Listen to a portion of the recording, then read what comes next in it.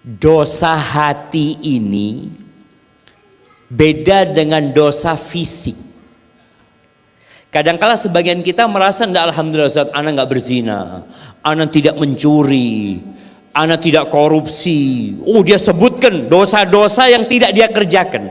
Tapi ternyata dalam hati dia ada suudzon sama Allah. Itu amalan hati. Dia berburuk sangka sama Allah. Dia tidak menerima takdir Allah. Dia ada iri dan hasad dalam hatinya. Maka berapa banyak orang yang berpikiran Allah itu zalim sama dia. Ustaz, ya apa Ustaz? Ana ini sudah sholat, ana ini sudah tahajud, ana ini sudah puasa sunnah. Masa ana dikasih bala seperti ini sama Allah Azza wa Jal? Mungkin dia nggak ngomong, tapi dalam hatinya ada seperti kekecewaan kepada Allah. Pantas kecewa sama Allah, Mama. Ya, ini masalah hati. Nabi Ayub, kita tahu Nabi Ayub, dia sempat jadi orang kaya, kaya tidak mufakat sudah, punya anak banyak, dihormatin sama orang, seorang nabi kaya raya. Kita lihatlah masyarakat itu tadi memandang kepada harta, memandang kepada penampilan. Subhanallah, hartanya Allah habiskan, anaknya Allah matikan, penampilannya Allah rusak. Nabi Ayub, orang nggak mau dekat sama Nabi Ayub karena dikasih penyakit kulit.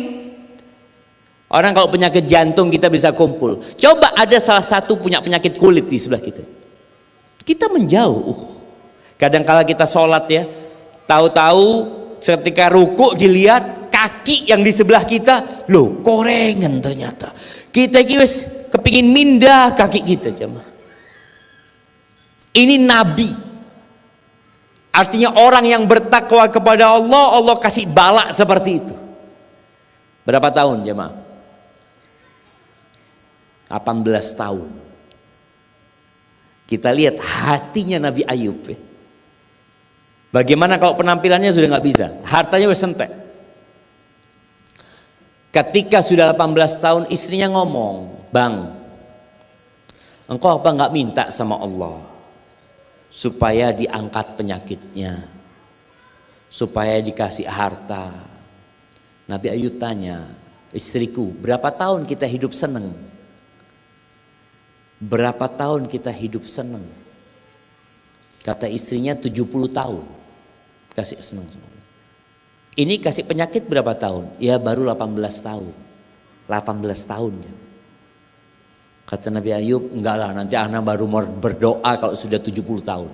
Kalau sudah impas anak mau berdoa. Tapi akhirnya Nabi Ayub berdoa sebelum 70 tahun. Karena ada orang yang beranggapan, oh iki dikei musibah gara-gara dosa. Kita kan kalau lihat teman kena musibah, apa kata kita? Ake dosa nih. Bayangin jangan. Dan kita berpikir kalau orang itu rezekinya lancar, hartanya bertambah banyak, oh berarti orang yang taat sama Allah. Enggak, jemaah. Bukan itu ukurannya. Makanya kadang-kadang kita ngelihat ada orang nggak pernah sholat, ya kerjaannya nggak bener, tambah soge.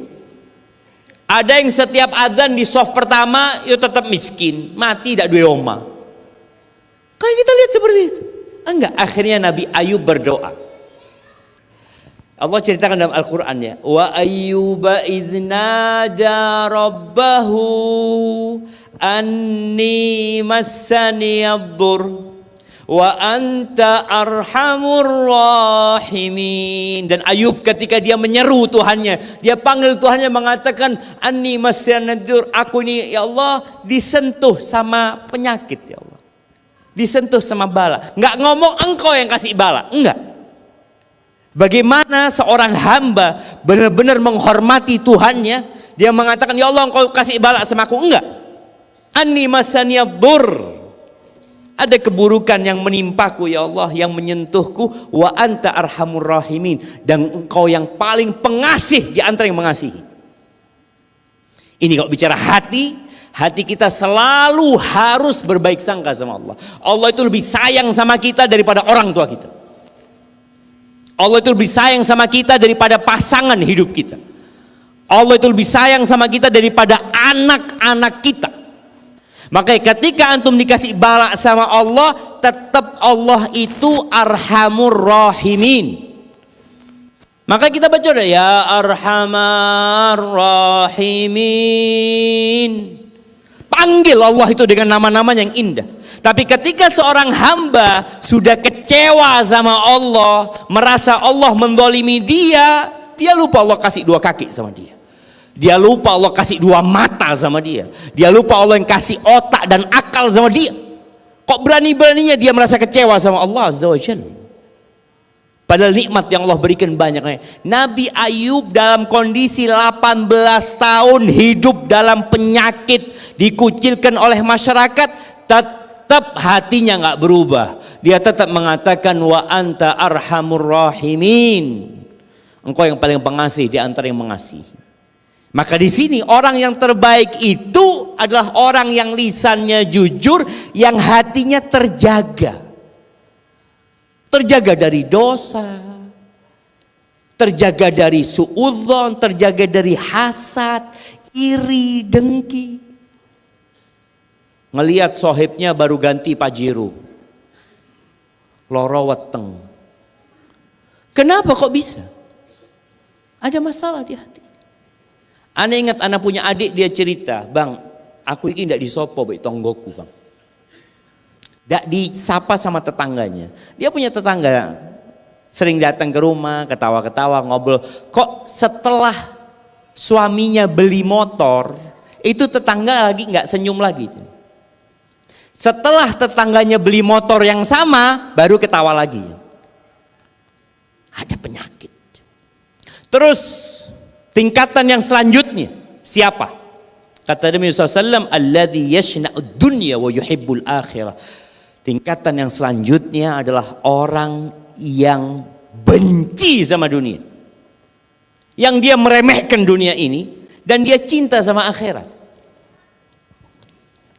Jamaah, orang paling panjang umurnya sekarang di dunia ini berapa?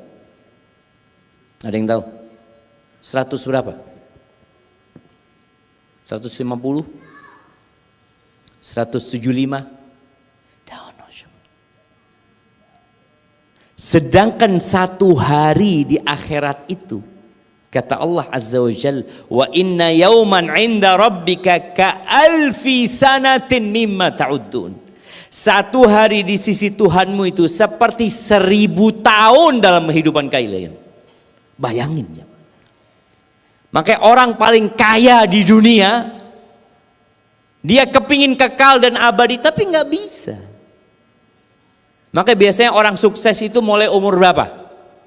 Nih teman-teman, sukses mulai umur berapa? 30, 40 ya, mulai sukses. Belum menikmati kesuksesannya, wis kena kolesterol, ya, asam urat, apa meneng?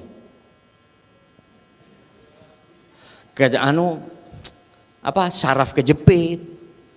Wis banyak jemaah. Artinya ketika dia mau menikmatin harta, wis kayak penyakit ya Allah. Dan itulah kehidupan dunia jemaah. Makanya kalau kita cinta sama dunia, kita cinta sama tempat yang salah. Lo kok bisa antum cinta sama dunia? Lo nanti antum tinggalkan. Yang punya Apple siapa? Yang mati? Steve Jobs. Berapa hartanya ketika dia mati jemaah? Piro kira-kira? 2 T lebih kayak. 100 T lebih kayak. Bayangkan dia punya 100 T terus mati. Loh, gaya apa 100 T jemaah? Ditinggal sama dia. Maka kalau ada orang hatinya cinta sama dunia, maka salah dia. Contoh ya, Bagaimana seorang laki-laki cinta sama pelacur dengan seorang pezina. Yang pezina ini, pelacur ini nanti ketemu sama fulan, ya kumpul sama fulan. Nanti fulan pergi kumpul sama orang lain. Fulan pergi kumpul sama orang lain. Fulan pergi. Seperti itu dunia ini. Dan dunia itu sudah menceraikan banyak laki-laki. Ditinggal. Maka ahibati fillah, bicara hati ini, maka hati ini wadah kebahagiaan. Emangnya yang bahagia itu cuma presiden? Enggak. Bisa jadi tukang sampah jemaah, yang tiap hari keliling di perumahan kita ngangkut sampah lebih berbahagia daripada presiden. Karena kebahagiaan itu sekali lagi bukan dengan penampilan. Apakah yang bahagia cuma yang cantik ibu-ibu? Le-ele? Nggak ada perempuan jelek gitu. Bapak-bapak ada perempuan jelek? Ada? Nggak ono. Perempuan itu semua cantik. Tapi ada yang pernah cantik. Ada yang sudah cantik. Taib, ada yang kurang cantik. Tapi semuanya bisa berbahagia. Karena kebahagiaan bukan dari wajahnya, tapi dari hatinya. Kata Nabi alaihi salatu wassalam menyebutkan, inna lillahi ta'ala aniyatan min ahlil ardi. Allah itu punya wajah, punya wadah, punya tempat yang berada di penduduk bumi ini. Ada wadah yang Allah letakkan, milik Allah azza wa jalla. Wa aniyatu rabbikum qulubu ibadihi salihin. Dan wadah Tuhan kalian yang berada di penduduk bumi ini adalah hatinya orang-orang soleh. Makanya hatinya orang-orang soleh ini, itu yang Allah isi dengan kebahagiaan. Itu yang Allah isi dengan kedamaian.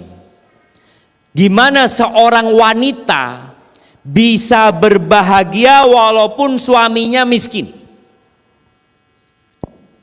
Suaminya pulang kerja ngomong sama istrinya, "Dek, minta maaf, Dek.